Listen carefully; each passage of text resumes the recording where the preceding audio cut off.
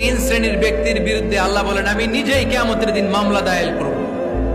I will be against them in the day of judgment.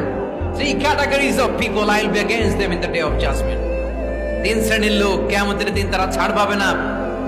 আল্লাহ বলেন আমি নিজেই তাদের বিরুদ্ধে মামলা দায়ের করব। এর মধ্যে এক শ্রেণীর লোক হচ্ছে রাজুলুন ইস্তাআজারা জিরান ফাস্তাউফা মিনহু ওয়া লাম ইউতি আজরা। একজন শ্রমিক ভাড়া করে তার কাছ থেকে কাজ নিয়েছে কিন্তু তার পারিশ্রমিক আদায় করে নাই। এরকম আছে না নাই? দাপট দেখায় ইউনিভার্সিটির ক্যান্টিন গুলোতে, ইউনিভার্সিটির ক্যান্টিনে যে খায় মাগার বিল দেয় না, এরকম টাকায় দাসরা নাই।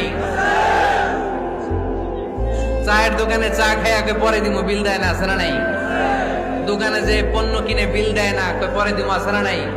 কিয়ামতের দিন আল্লাহ তোরে মাস্তানি ছুটাবে, চিল্লা এখন ঠিক কিনা?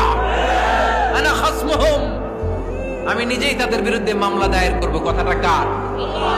এজন্য বিশ্বনবী বললেন খবরদার, মেহনতি মানুষ, খেটে খাওয়া মানুষ, এদের দোয়া কবুল হয়ে যায়।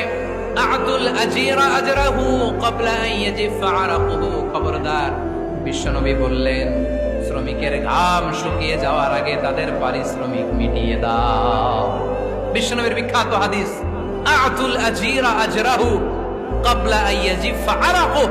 শ্রমিকের ঘাম মাটিতে লাগার আগে, শুকিয়ে যাওয়ার আগে তাদের পারিশ্রমিক মিটিয়ে দাও। কেননা তারা যদি বদদোয়া করে তোমার জীবনকে জাহান্নাম বানিয়ে দিবে কে?